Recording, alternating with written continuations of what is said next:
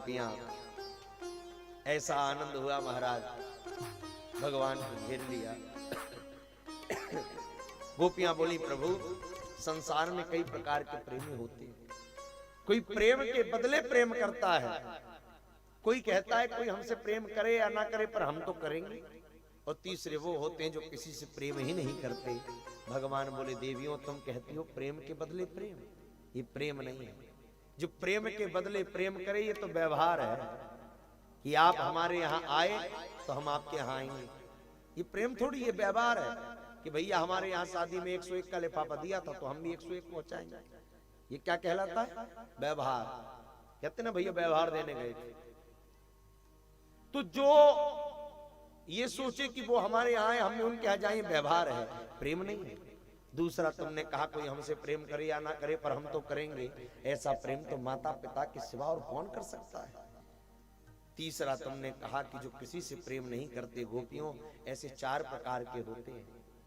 एक होते हैं अप्तरा आत्माराम, संत जो आत्मा से प्रेम नहीं करते, दुनिया से क्या करेंगे। दूसरे होते हैं आप्त काम, जिनकी सारी कामनाएं पूर्ण हो गई, वो भी किसी से प्रेम नहीं करते कि जब हो गई सारी कामना तो अब क्या प्रेम। तीसरे होते हैं आकृतघ्न, जो महाराज प्रेम करने वालों को भी लूट लेते हैं। और चौथे होते हैं विद्रोही, जो प्रेम करने वाले को लूटने में कोई कसर ना छोड़े। गोपियां बोली, फिर तो तुम चौथे नंबर के दिखाई देते हो। भगवान बोले, हम कहां से विद्रोही हो गए? बोले, और नहीं तो क्या, हम यहाँ पर तड़प रही हैं और आप हमें छोड़कर चले गए। भगवान बोले, गोपियों जब तक कोई गर्मी की भर दोपहरी में 2-4-10 किलोमीटर न चला हो, वो पेड़ की छाया क्या होती है नहीं जान पाएगा।